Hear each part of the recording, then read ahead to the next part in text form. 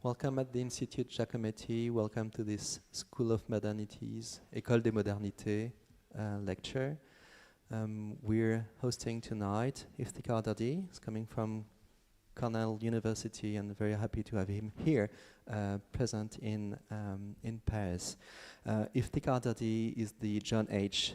Burris Professor and Chair of Cornell University's Department of History of Art. His research focuses on modern and contemporary art from a transnational perspective, with a focus on South and West Asia.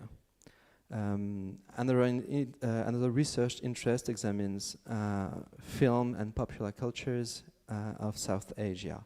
He is, among others, the author of Modernism in the Art of Muslim South Asia, published in 2010, of Lahore Cinema Between Realism and Fable in 2022, and he has co-edited many books, but I just would like to mention three of them. First, Unpacking Europe Towards a Critical Reading, published in 2001. Lines of Control, Partition as a Productive Space in 2012. And Art and Architecture of Migration and Discrimination, Turkey, Pakistan, and their European diaspora in 2023. Iftikhar Dadi is also a curator, and he co-curated exhibitions including Lines of Control, Partition as a Productive Space in 2012 and 2013, and Pop South Asia, Artistic Exploration in the Popular in 2022 and 2023. And this is not the least, is also an artist, and he collaborates with Elizabeth Dadi for his artistic project. So thank you very much, Iftikhar, for accepting this lecture. You will talk tonight about the Pakistani artist Sadequain. The talk is entitled Sadequain and Calligraphic Abstraction.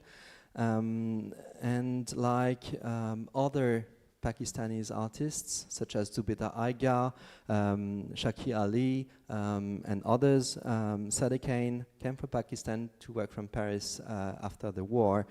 While doing so, he came back with new idioms, and you will see how a new idiom in painting based on calligraphic abstraction, that's a term Iftikhar Dadi coined, he developed a new practice. So the floor is yours, Iftikhar. Thank you very much for accepting this lecture. Thank you. Thank you. Thank you, Hugo. And thanks to the Giacometti Foundation. It's really wonderful to be here, and it's been a long time since I came to Paris, and it's very nice to see old and new friends in the audience. And there are, I guess, more people on Zoom who are present. Yeah. So I've written on Sadequain in a number of occasions, I just want to, so the modernism and the art of Muslim South Asia was 2010. So some of the material I'll discuss is from this book. But then I recently wrote a chapter called Lithographic Assemblages, which is the Urdu art book in the age of print, which also discusses Sadequain's books, which is a recent publication edited by Sonal Khuldar, so who also, I believe, presented here some time ago. Yeah. Okay. Yeah. Okay. So one of the things I want to think about is the work of Sadequain, who was born in 1930 and died in 1987. Who's a really celebrated artist, and he was self-trained. He was a larger-than-life figure, and he charted a kind of a singular trajectory and enacted a kind of paradoxical subjectivity, maintaining a persona that simultaneously relayed aspects of being popular, but also being a kind of a transgressive figure, right? And some of which he draws from kind of Indo-Persian Sufi kind of lineages, which he brings into dialogue with transnational modernism during the 50s and 60s and 70s even. So Sadequain became this, like a very celebrated exponent of a style that is which I associate with calligraphy and modernism in abstraction, continuing the process of appropriation and transformation of also earlier South Asian cultural lineages, which had been worked over already by earlier modernist poets and intellectuals. His extended residence in Paris during the 60s, so he lived in Paris from 1961 to 1967, was also, I believe, of foundational importance to his later development.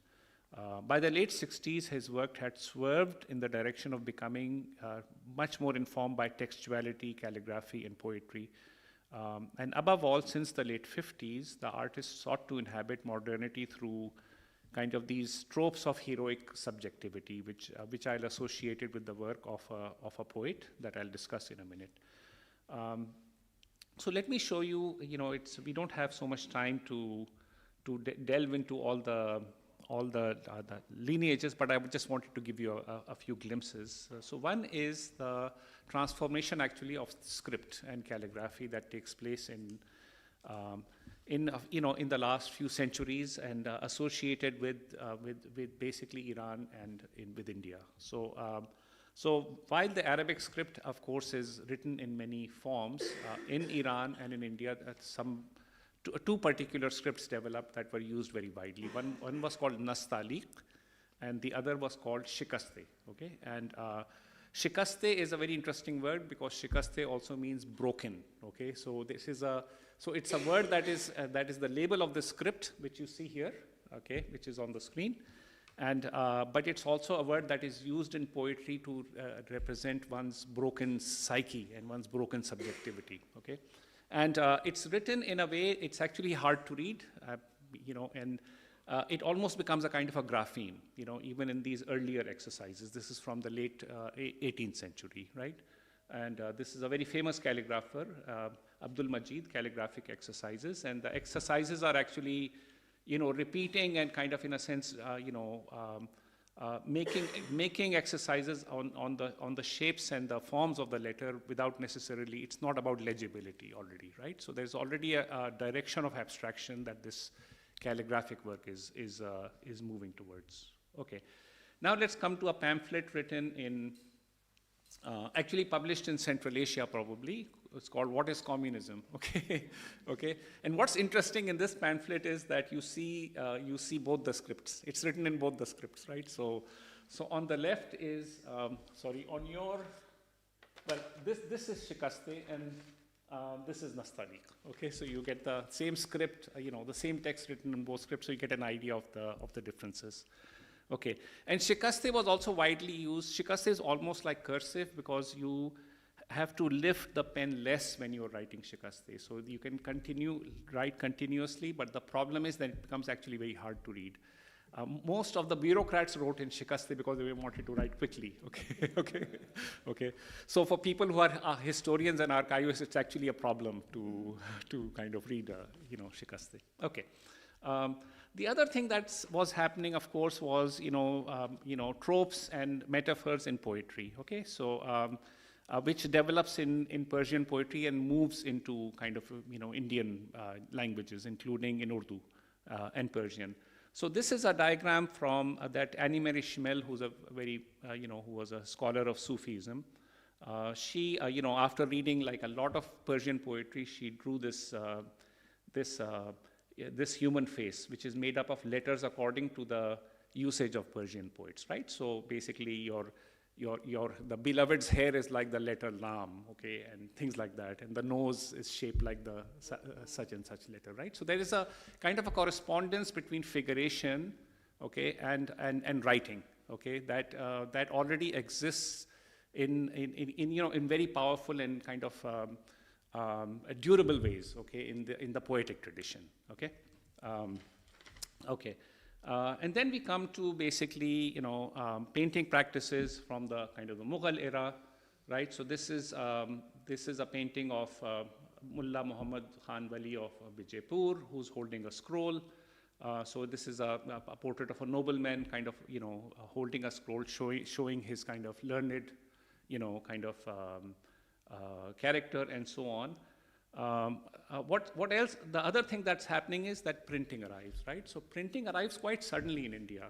So it arrives basically, so lithography is invented in something like 1798 or something like that, right? And before that, the printing presses use type, right? But after the invention of lithography, it moves very quickly into South Asia. So from the 1820s onwards so people say that what took Europe 3 centuries to achieve with the Gutenberg, it took in India less than a century. Okay, the very rapid transformation of print and the changes it incorporated in terms of literacy, in terms of vernacularization, okay, in terms of genres.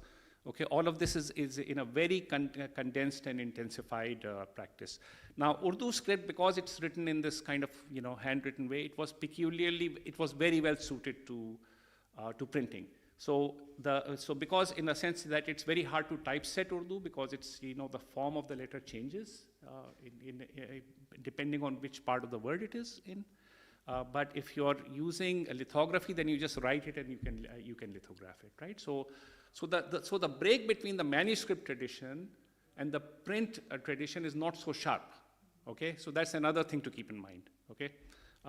And you see this actually in, when you compare this one with this lithographic portrait of the poet Ghalib from the late 19th century, right? In some ways, so, this is utilizing lithography, but it's also beginning to utilize European perspectives, okay? And this is probably from the later 19th century. Okay. Just a couple more things. Awadh Punch, so Punch was a British satirical magazine, right? Basically, India, South Asia became more or less fully colonized after the mutiny, which is after 1857, the mid 19th century. And a number of these Punch magazines were started in India as well, right? They were satirical magazines, right? And this one is a Punch magazine, which is a satirical, based on the British Punch, right? But there were these local versions. And this is a hilya or a figurative description of this caricature, right, Mr. Awadh Punch, which is made up of, actually the face is made up of letters, okay, again, okay. So again, that even in this kind of popular rendition, you're having this powerful sense of kind of what I would call letterism, okay, that is informing figuration, okay, that's, and the last thing I'll say is, in terms of historical background, is that this is a genealogical chart of calligraphers. So unlike painters that of course we know the names of many painters, let's say in the Mughal Empire and in the Rajput era and so on, but by and large, for the most part, you don't have the kind of prestige associated with painting that you would with this tradition, right? So something like this is going back to the 10th century, right? You have there are calligraphers who proudly, in a sense, claim their position in a lineage, right? Which, so again, this has importance for subjectivity, for claiming a kind of a prestige and a kind of a position, okay, within an artistic tradition, okay? Okay. Now, one of the ways in which I think Sadequain's work is also informed is by the work of a poet who was called Muhammad Iqbal, who was born in 1877 and died in 1938. So well before Sadequain's kind of, but his poetry had this activist transnationalism, which was I believe, an indispensable referent for Sadequain's artistic development. In Iqbal talks about kind of, in a sense, this figure of a qalandar or a kind of a Sufi figure who's restless and is able to kind of, in a sense, make transformations, right? And you can see that here.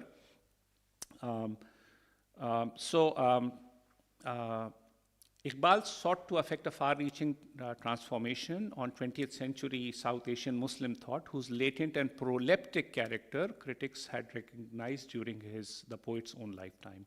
through an appropriation and reworking of contemporary European philosophical thought. Bergson is an important reference for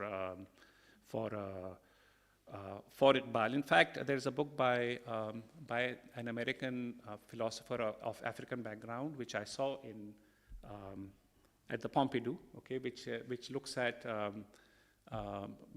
negritude and Iqbal together, as informed by Bergson's philosophy. Okay. So through an appropriation and reworking of contemporary European philosophical thought and an activist reading of the Islamic past, Iqbal arrived at an aesthetic of subject-centered modernity that is synthetic and dynamic in character. His later poetry also persistently criticizes nationalism and cultural expression rooted in specific time and space, and emphasizes rather a nomadic and what he calls a qalandar. Like the qalandar figure is the Sufi figure, okay? Okay, a dynamic cultural figure that includes the need for new appropriation and synthesis, as well as an emphasis on movement and change directed to kind of, transformation and higher individual and social needs. So Iqbal's poetry has a relay with Sadequain from the beginning of Sadequain's career, and that is evident in this mural that I'm showing here, which is called Quest for Knowledge, which is dated at 1959, and it's which deploys a post-cubist visual language of angularity and planar fracturing of images. In a horizontal space, riders holding a book, a bow, and an arrow, and a victory torch are mounted on 3 distinct horses, whose faces feature clock faces instead of their own faces. Other animal figures and a long polymer-like molecule on the lower right supplement the composition. The painting is probably an early rendering of a couplet from Iqbal's poem, Qalandar's Character, from his collection, his last collection of Urdu poetry. So this can be compared, so it says, the poet says, the Qalandar rules over the sun, the moon, and the stars. Okay, that's the poem, okay? And the Qalandar is not ruled by time, but in fact is mounts time, conquers time, okay? And a similar work that Sadequain painted in 1977 as part of a series on Iqbal corroborates this observation and provides an important comparative motif. The later painting, which is this one I'm showing you, replaces the molecular structure with stars and planets. So these are the names in the circles are the names of the different planets, like the sun and the Jupiter and things like that, right? And which are more faithful to Iqbal's verse, and more significantly depicts a single rider whose raised hand and fingers sets a planetary system in orbital motion. In other words, the claim that he is conquering time or is the master of time, right? Okay. Furthermore, the later painting is far more dynamic overall in terms of its composition, and significantly, the distinct and separate horses in the earlier painting appear to have morphed into a single horse whose futurist movement sequences appear as after images. The calligraphic quotation of Iqbal's couplet on the lower left completes the identification with the poet. The extent of Iqbal's, kind of in a sense, poetry's relationship with Sadequain is not just limited to thematic illustrations of poetic verses, however. Arguably, Iqbal made available for Sadequain an aesthetic of modernist subjectivity characterized by restlessness, struggle, and heroism. So a bit of his biography. So Sadequain was born in 1930 in Amroha, which is in India now, which is located some 80 miles east of Delhi, in an educated North Indian Shia family in which calligraphy was a valued skill. But details of his earlier life are not so well known. He was apparently constantly engaged in sketching during his adolescence, but details of his early life are, as I mentioned, difficult to kind of pin down. He passed his 10th grade or metric in Amroha and arrived in Delhi in 1944, where his brother was working for All India Radio. During this time, All India Radio had featured the work of noted Urdu writers and poets, to the degree that many prominent writers had actually moved from Lahore to Delhi to be employed by All India Radio. Sadequain received a job as a calligrapher copyist by demonstrating his skills as a calligrapher by writing out a poem from Iqbal from memory, and remained employed there till 1946. His job consisted of copying poetic selections of and compiling dossiers of Urdu poetry to be used later by singers and other performers on radio. Possessing an acute memory, he became very conversant with much of the corpus of classical and modern Urdu poetry, memorizing a great deal of what he was copying. He had also occasion to encounter major writers such as Mira Ji, one of the founders of the progressive modernist movement poetry in Urdu, or the Jadidi poetry, whose singular eccentric persona made an impression on Sadequain. He apparently also published his poetry in literary journals. It seems that he was not wealthy enough to obtain a desired university education in Calcutta, where he would have been exposed to the strength of Bengali intellectual culture and art. So he couldn't go to Calcutta. He didn't have the money. Instead, he graduated from Agra University in 1948, apparently as an external student. Following the partition of British India in 1947, Sadequain moved to Karachi in 1948. Now, the period between 1940, so this is a work he makes based on Majaz. Majaz is this also a modernist poet. It's a very famous poem about being awara or a vagabond. Okay, and it's about it's an experience of urban alienation, right? Modernist urban alienation. Okay, which Sadequain is depicting here. The period between 1948 and 55 is equally murky. Okay, Sadequain seems to have worked as an art teacher at an agriculture college and at Radio Pakistan, but abandoned employment to devote himself to his artwork. He was constantly engaged in sketching. From his extant work, it appears that he was quickly making his way through a bewildering variety of visual registers, from realism to late Bengal school to abstraction, working in a variety of styles that he continued experimenting till about 1960. Unlike many other westernized Pakistani artists who had formulated their intellectual expression in English and referred to European modernism as a key artistic referent, Sadequain expressed himself primarily in Urdu throughout his life.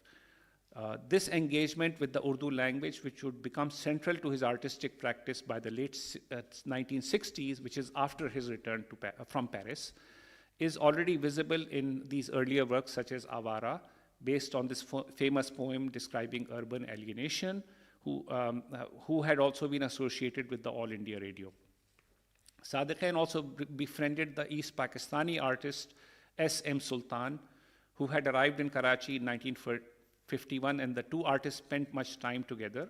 Sultan, who had earlier attended the Calcutta School of Art, led a singular non-conformist life, eventually settling in a village in East Pakistan or Bangladesh and adopting the ways reminiscent of a Shivite aesthetic.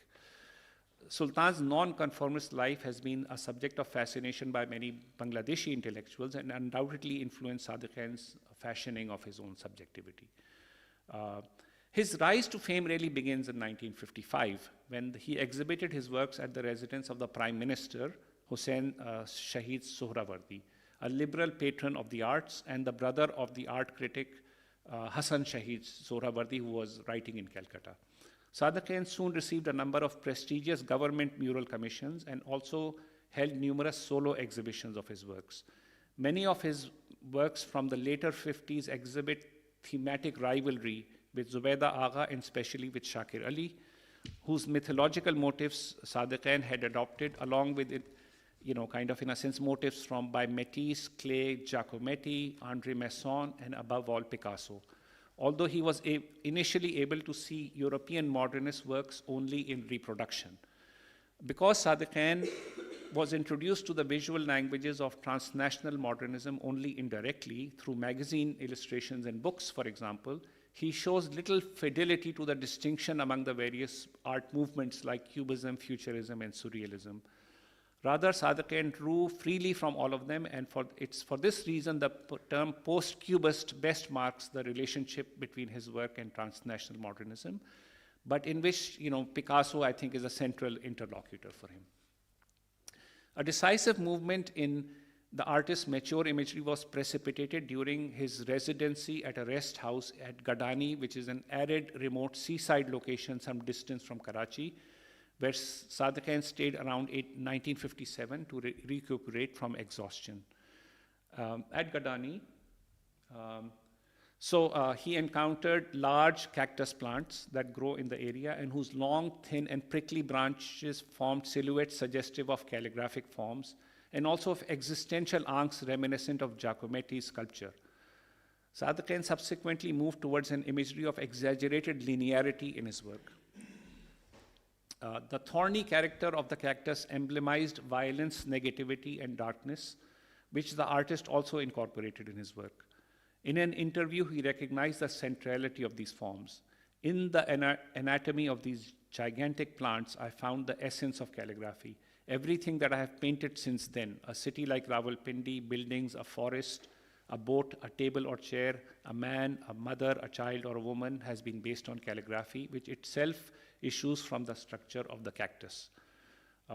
This transition is evident in works such as Genesis, Lady Among Mountain Cacti, where the lady's face and limbs are still painted in a somewhat flattened realist register, but the landscape around her and her sari has already been fractured into thorny and angular planes.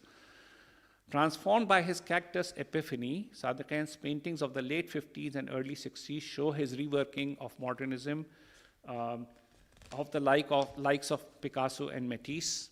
So I'll just show you a number of works that he paints before he goes to Paris. Wilfredo Lam, an abstract expressionist like Mark Tobey, who emphasized linear abstract calligraphic works inspired by the Chinese script, or a movement towards forms inspired by the Arabic script. So these are all works that he's doing before 1961. Okay.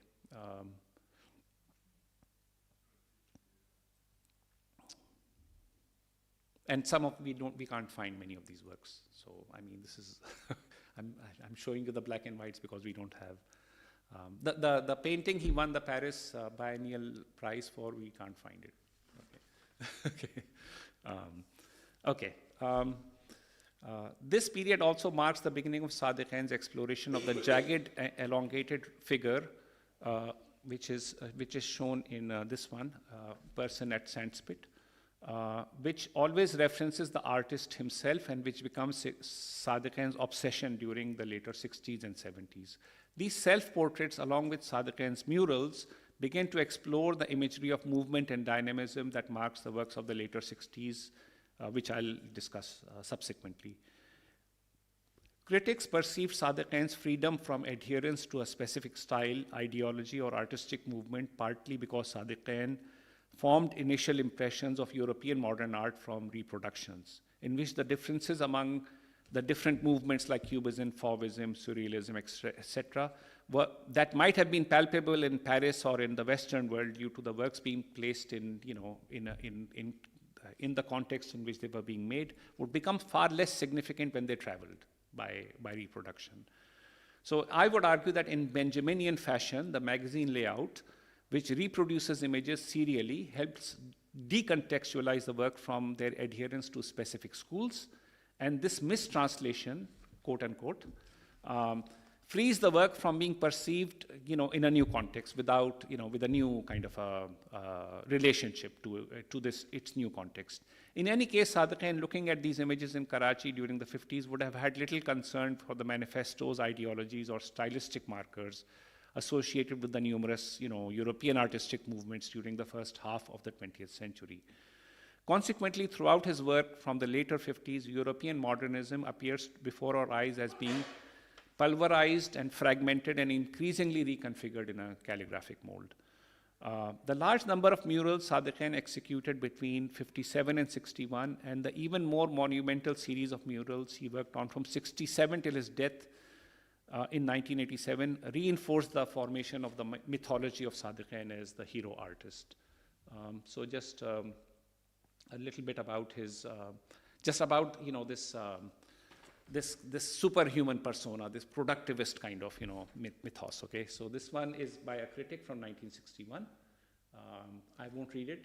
It's on the screen. Okay. The large number of, it may be noted that the Ayub Khan's ascent to power in 1958, Ayub Khan was a military dictator who came to power in 1958, and his regime lasted till 1969, had brought a renewed importance to the role of national cultural management. Sadequain's earlier mural activities included, many murals in state run, the Karachi airport, for the customs, a mural for the customs building, a mural at the services club, which is an army, club, etc. The State Bank of Pakistan commissioned as many as 10 murals from the artist. One of these is the Treasures of Time, which let me show you, okay. So this is the Treasures of Time, which depicts the ascent of human intellectual life from earliest times. Divided into 3 large groups of figures, the mural begins with an unnamed and faceless potter on the extreme left, followed by a group of 9 figures consisting of 8 Greek philosophers, Plato, Euclid, Herodotus, and also Confucius. This is followed by 4 figures in the Middle Ages, which include Dante, Leonardo da Vinci, and Galileo. And for some inexplicable reason, the Buddha is also situated at the end of this first group. The second group consists of 17 poets and intellectuals from the Islamic Middle Ages, such as Firdausi, Al-Ghazali, Umar Khayyam, and Rumi, ending with Ibn Khaldun. Sadequain placed his own emaciated form among this group. So there's also this constant narcissism, okay, which is part of his project, okay. So the third group depicts European thinkers from the early modern and Enlightenment eras, including Shakespeare, Newton, Kant, Goethe, Marx, and Darwin, followed by Indian poets Ghalib, Iqbal, and Tagore. The mural ends with a depiction of Einstein gazing beyond the confines of the canvas towards the right, accompanied by a clock and a rocket. Apart from the anachronism of placing the Buddha and Sadequain himself away from their chronological locations, the organization of the last group, which depicts Western thinkers with modern South Asian poets and which ends with the figures of Iqbal and Einstein, it emphasizes the Iqbalian ideas regarding the ascent of humanity and the nature of temporality as based on relativity and intuition beyond strict linear accounting. Based on Iqbal's poetry, and then the other mural he did, which let me just show you since we are on the subject of murals, is this mural which is very hard to see because this is in the engine room of a dam, right? So it's actually not open to the public. But this is 52 meters across, okay? So this is absolutely a gigantic mural. And I believe one of his really strong works, okay? Based on Iqbal's poetry, the gigantic mural titled The Saga of Labor, created in 1967 at Mangla Dam in Pakistan, celebrates the elevation of humanity through labor and tool making. Okay, so I'm jumping ahead after the Paris years. Now I'm going to go back, okay. Okay. Okay, so there's also the critics who are talking about a superhuman persona and so on, okay. Sadequain moved to Paris in December 1961. So this is the dates for his residence in Paris. So he first visits Paris in, December 1960. He's awarded the 1961 Laureate Award for Artist Under 35 at the second Paris Biennial for The Last Supper, which is this work, which I don't know where it is, okay, okay.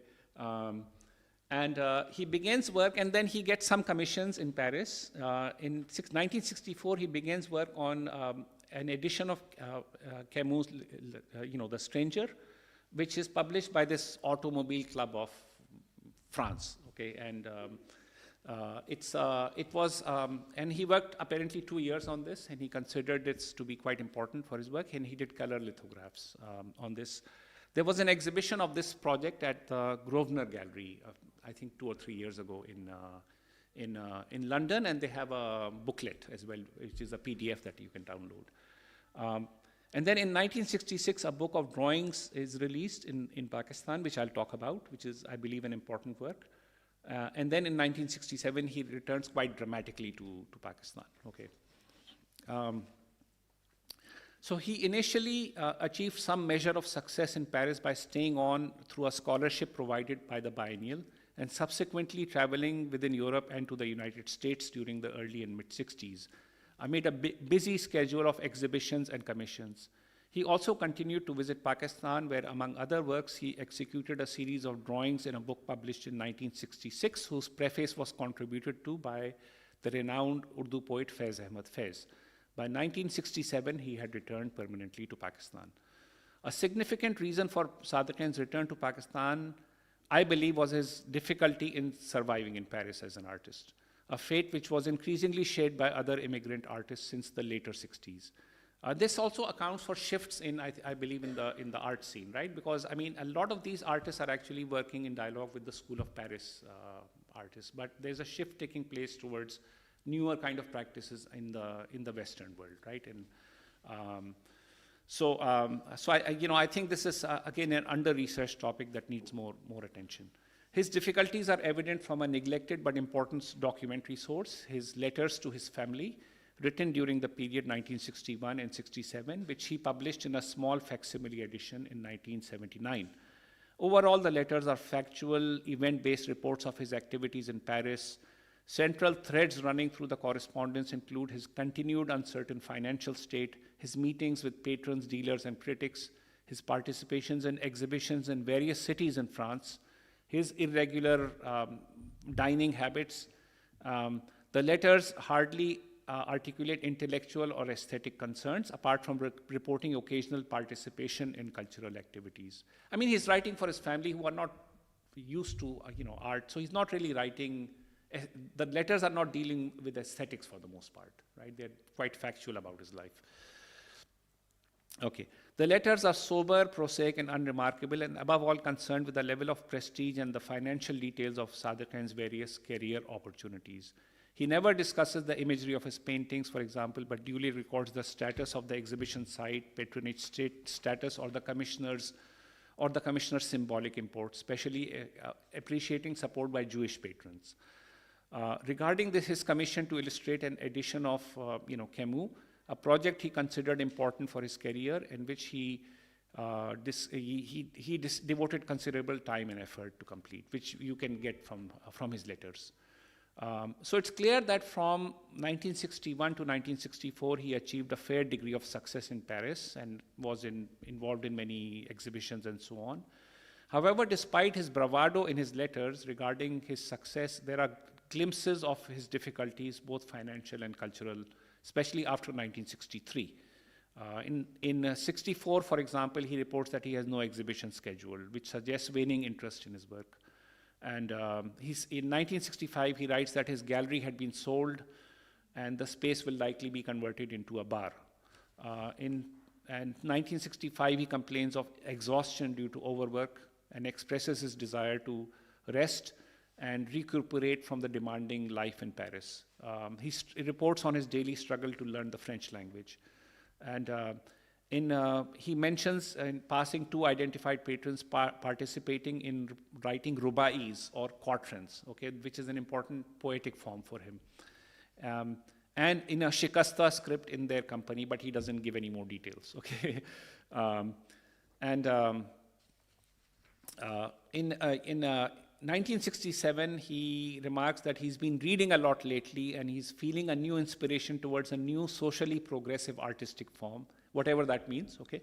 But unfortunately, he doesn't flesh that out. Okay.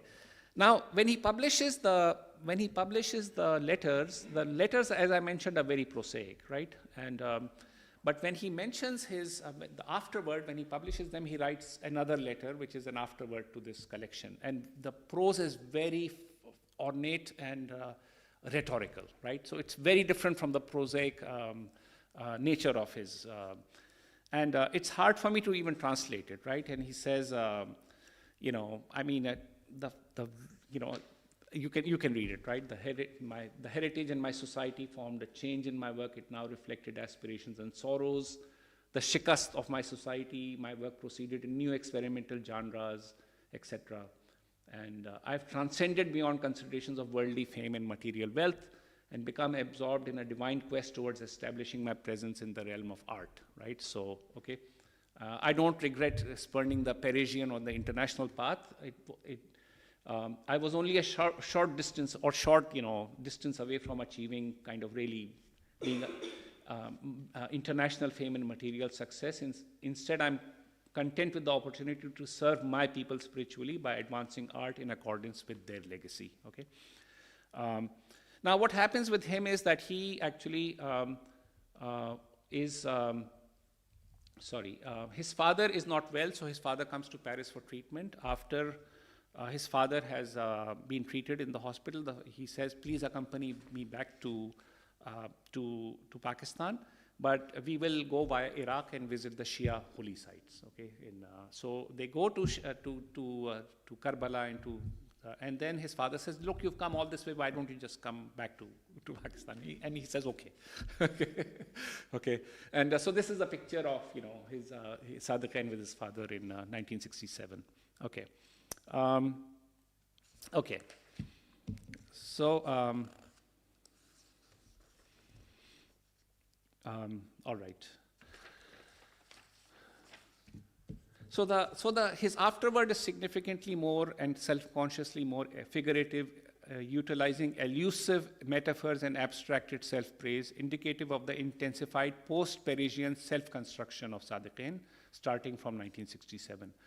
The passage which emphasizes his restless striving and his Sufi-like transcendence from worldly fame is closer to Iqbal's formulation of the Qalandar figure than to a diaspora artist from the developing world struggling for opportunities in Paris. Clearly, Sadequain, by claiming that abandoning the path of worldly fame was a sacrifice, he's making a certain statement about his, it's a self-fashioning, I believe, right? Okay. Paris during the 50s, late 50s and early 60s, and the general atmosphere of decolonization had become an important meeting place for post-colonial artists and intellectuals. Wilfredo Lamb had developed a surrealist synthesis of Cubism with Africana religions in Cuba during the 40s. Other mid-20th century movements had also developed in Paris, such as letterism, which emphasized the importance of textuality in painting. In its diasporic and transnational development, calligraphic, kind of practices bear some correspondence with negritude, a key movement of transnational black art, aesthetic. And the reason I'm making this comparison is because negritude, of course, develops in Paris, and it develops as a diaspora aesthetic, which talks about blackness, right, philosophically and poetically. But what happens with calligraphic abstraction is also something, I believe, that it develops not just in the hands of Sadequain, but it also develops in the hands of artists from Iran, from Iraq, from Sudan, and from other places, right? And they don't necessarily, unlike negritude, where you have a meeting of black intellectuals, these artists don't necessarily meet each other. However, they are working in a common. These 3 decades from the post-war period is also the it's also the period of decolonization, right? So from 47 until about 1960 is when most of the decolonization takes place in India is 1947.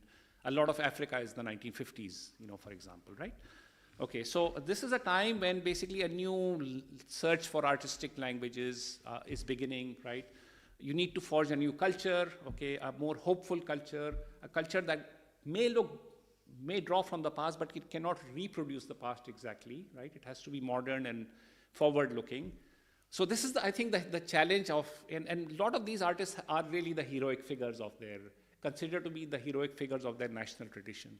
But I believe this is a wider it's a wider phenomena that has to do with decolonization and with also, in a sense, artists looking for lineages that they can develop in the future, right? And that's why I believe that calligraphic abstraction is one of these lineages that we may think about, right?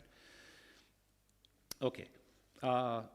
So Sadequain was also deeply impressed by the monumental calligraphy on the Shiite shrines of Iraq. In general, Sadequain's Shiite background, infused with the dramatic mythos of Hussein's struggle at Karbala, narrated in powerful elegiac Urdu poetic forms such as the Marsiya, also informs his later art. Okay. So coming back to Paris, okay. In its diasporic and transnational development, calligraphic practices bear some correspondences with negritude, a key movement of transnational black aesthetics. Zendarudi from Iran, a pioneering exponent of calligraphic, kind of painting, began residing primarily in France from 1961. A member of a group of Iraqi Impressionist painters that maintained extensive contacts with Western Europe during the 1950s, Shakir Hassan Ali Saeed had visited Paris in 1956 on a scholarship. The Sudanese modernist Ibrahim al-Salahi, whom I've written on as well, whose work was evolving in a direction parallel to that of Sadequain, also exhibited in Paris during the early 1960s in the same gallery that showed Sadequain, although in separate exhibitions. In short, a number of artists from West Asia and North Africa began developing calligraphic practices in relation to modernism and abstraction from the later 1950s, but not collaboratively or possibly even knowing directly about each other's work. But I would argue, nevertheless, creating a shared aesthetic of kind of Muslim cross-national modernism that was larger than the individual iconography of any individual nation state. That's why I also want to think about these people are seen as heroic national artists, but I really want to think of them as in this transnational context, okay? Indeed, by referencing of the written word, this aesthetic opened itself to translocal discursive traditions. It's instructive to look at this set of 60 pen and ink sketches.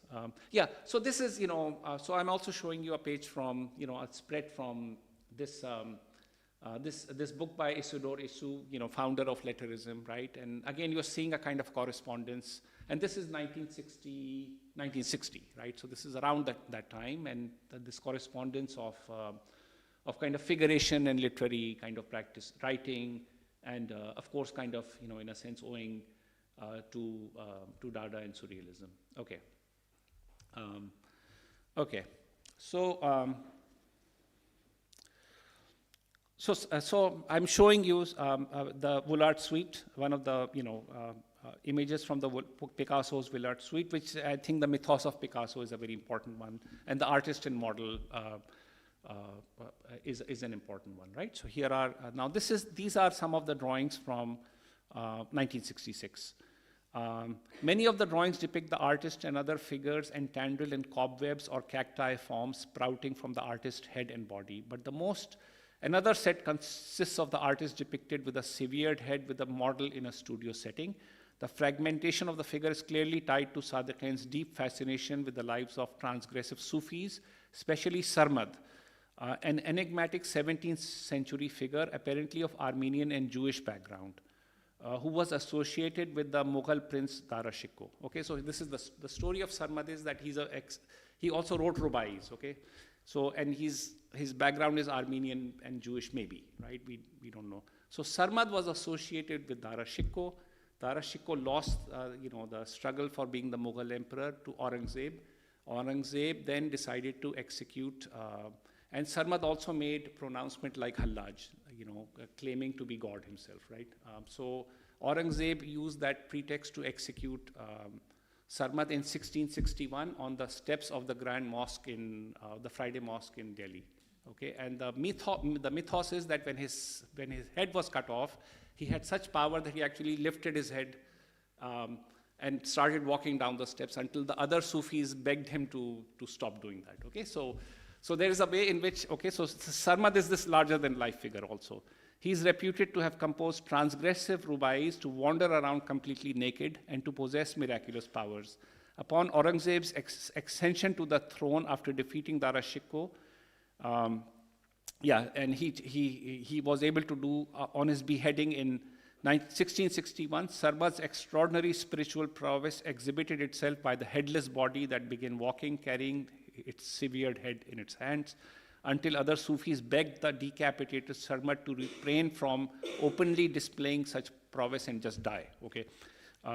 Sadequain's subjectivity is enacted in these drawings via a complex condensation of references to the transgressive subjectivity embodied by Sarmad, along with the mythos of Picasso, and as others have observed, might have also been charged by the release of films glorifying artistic genius at the time. So this is the time when Van Gogh was celebrated in the film Lust for Life, that's 1956, okay, and Michelangelo in The Agony and the Ecstasy, which is 1965. Okay, so it's also about the tortured artistic genius, right? These films. Okay, but above all, the work engages, I believe, with the body of Picasso's drawings and prints of the artist and models. So the Vollard suite is, a series of 100 etchings commissioned by Picasso's dealer Ambroise Vollard. Sadequain's sketches clearly kind of, I believe, refer to Picasso, but translate the artist and model genre into a calligraphic rendering.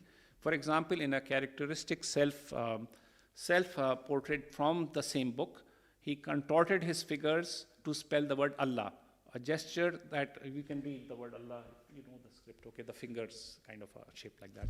Okay, a gesture Sadequain also performed in his photographic portrait, so he would pose with his fingers, shaped like the word Allah, okay. Okay, by engaging in a kind of a dialogue, Sadequain claims a certain pedigree of European modernity to create for himself the subject position of a modern artist, and to stake his claim who's more apt than Picasso himself. The artist and model genre also foregrounds the nature of the self-reflexive question incessantly asked by the modern artist: what to paint and how, right? These questions were immeasurably more difficult for the modern artist from the periphery to answer. The subject that Sadequain locates in his own portraits is consequently both whole and split, created ex nihilo, but immediately fragmented. The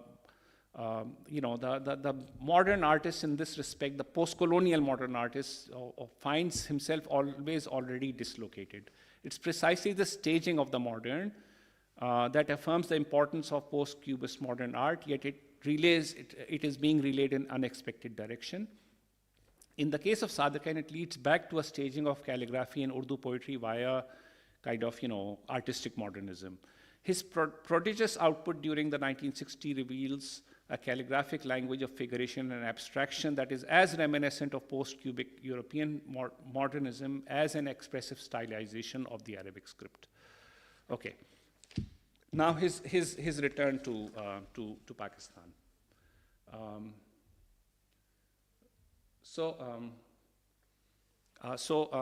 Upon returning to Pakistan, Sadequain immersed himself in a burst of frenzied activity that extended over a period of several years. This is a report from a journalist, on his this 1 year, this 12-month period, in which he says a Niagara of paintings flowed from his studio, like Niagara Falls. This kind of limitless, okay, number of paintings are flowing from his studio. Okay. Sadequain's relentless productivity continued during the early 70s. He published a volume of over 1,000 poems, or quatrains or ruba'is, of his own composition in 2 editions, written in a short period between September 1969 and January 1970. Moreover, he himself calligraphed the ruba'is and illustrated 1 edition of the ruba'is to produce a printed version of a type of muraqqa album, in which the image and the text forge in an integral collection.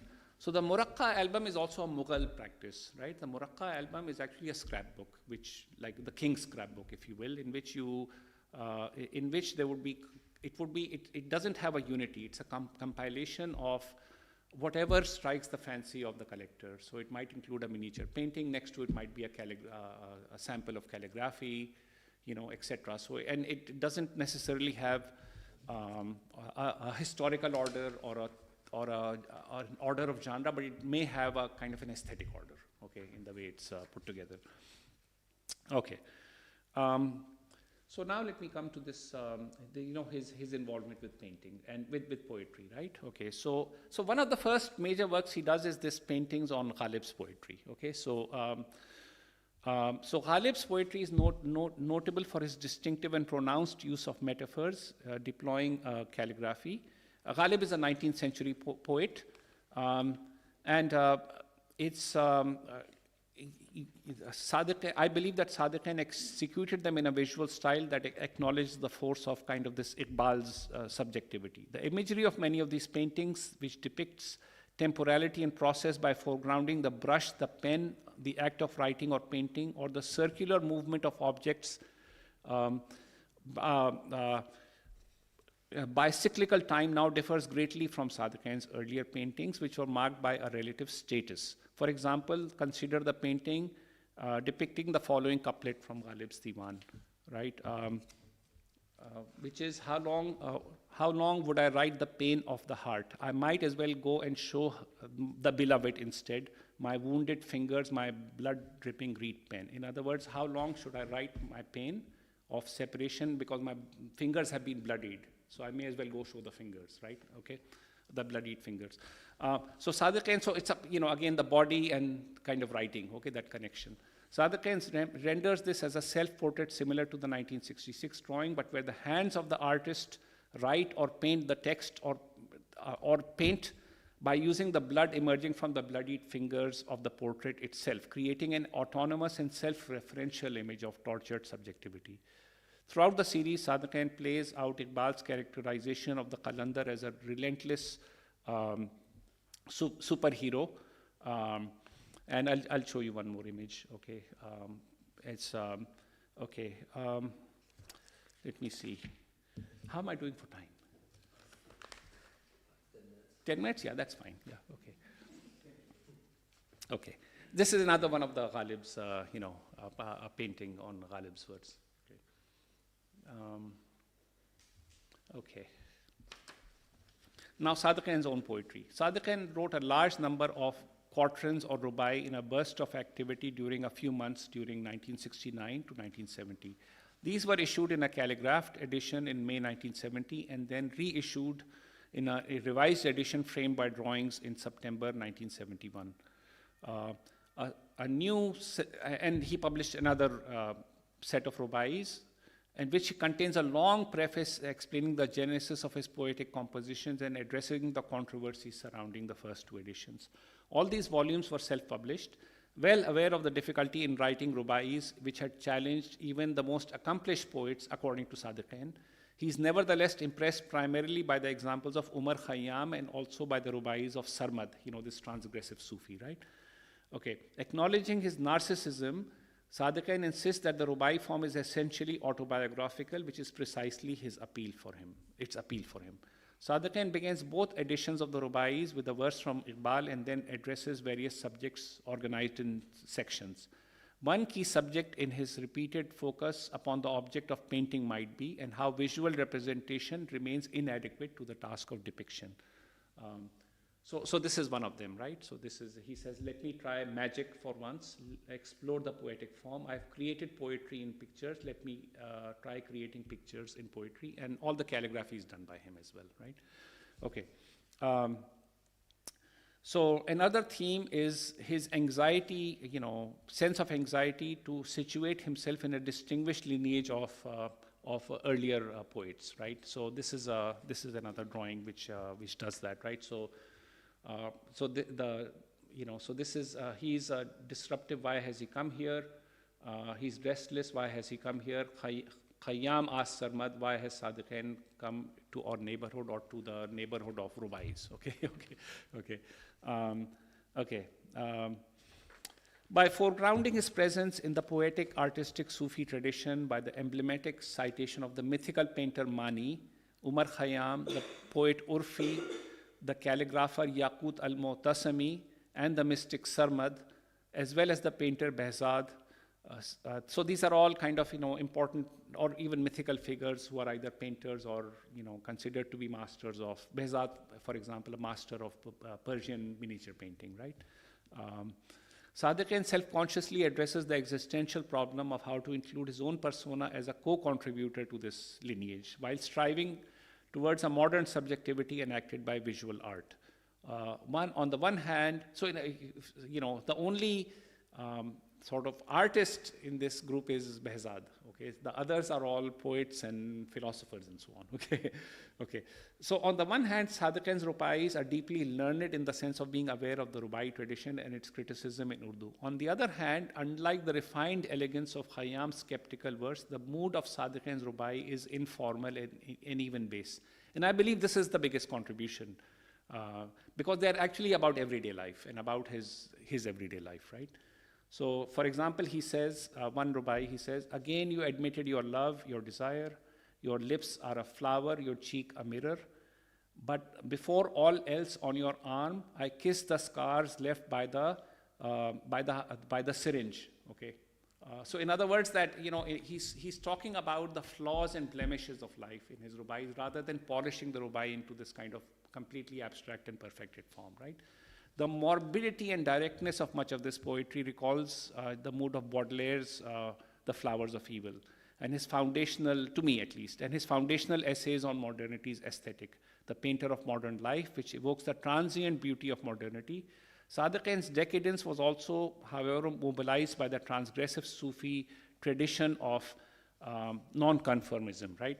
So he says, in one rubai, he says, those of you who are respectable and clothed among you, I am completely naked like the letter Alif. The letter Alif is the single stroke, right? So again, kind of in a sense, thinking about the relationship between figuration, transgression, and kind of a letter. So you have, so the book that he does, one of the books has the rubais framed in these drawings. So I'm just showing you a few pages. This is the one that was on the publicity, okay, from 1971, okay.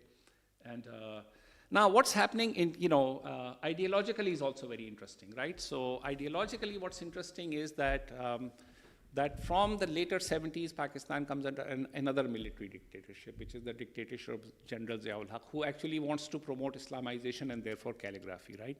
So this is actually images of General Ziaul Haq visiting a calligrapher and opening a show of calligraphy, okay, by somebody else, right? So Sadequain's position is quite paradoxical in this respect, because on the one hand, of course, because of his kind of prowess in calligraphy and so on, he's feted, right? On the other hand, he's also transgressive in the sense that he continues to paint, like, for example, nudes. In fact, he had an exhibition in Lahore that was attacked, okay, and it was closed down. And this is a very illuminating exchange between M.F. Hussain, who's a really important Indian artist, and his meeting with Sadequain, okay? And so M.F. Hussain writes this, so this is in M.F. Hussain's own handwriting, right? And what you see is that basically Sadequain begins by painting the noon, which looks like breasts, okay? Okay, and then converts it to Ainul Yaqeen, okay, which is a Quranic phrase, okay. So again, this kind of this paradoxical subjectivity that he embraces. On the one hand, how Islamization is proceeding, and in some ways his work aligns with it. On the other hand, remains a kind of an outsider figure, okay. Okay, so let me now just end with showing you, this what I mentioned in my talk, which is to think about this calligraphic abstraction in this wider framework, right? And the artists you would look at is, we discussed Sadequain already, but Shakir Ali, who's actually who didn't do that much calligraphy, but this is among the works that he executed from 1969, okay? Ibrahim al-Salahi, The Last Sound, the Sudanese artist, whom I've written on Ibrahim al-Salahi's work. The Iranian artists associated with the Saqqakhani school, okay, which were, among them is Charles Hussain Zandarudi, who settled in Paris in the early 60s and remained here all his life then, the rest of his life. And this is also a work by Zandarudi, right? Siah Armajani, some of his earlier work. This is a shirt, which is reminiscent of talismanic shirts, okay, with calligraphy. And then the heech, the word heech, which means nothingness. It's a Sufi term, and which he made a number of works. And Shakir Hassan Al Saeed, who was an Iraqi artist, but also very importantly a philosopher, who also was, in a sense, drawing from kind of philosophical conceptions of selfhood and so on, to talk about, he has a very important kind of position in Arab art as a kind of a philosopher and an aesthetician. So these are all fellow travelers, okay? These are all fellow travelers with Sadequain.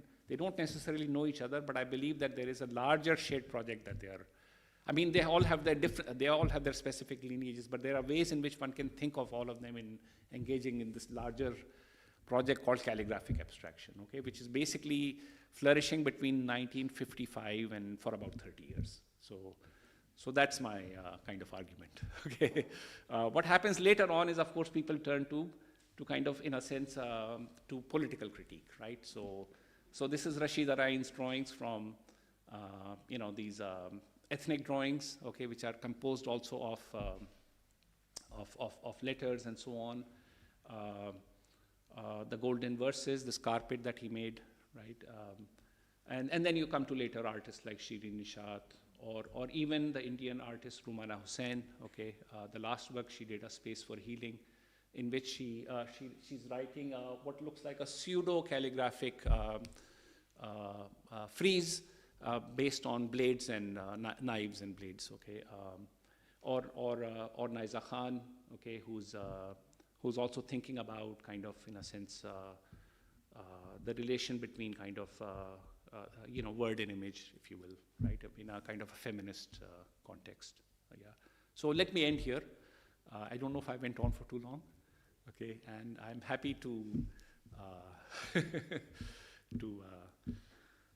to engage in a discussion, or would welcome your thoughts or comments.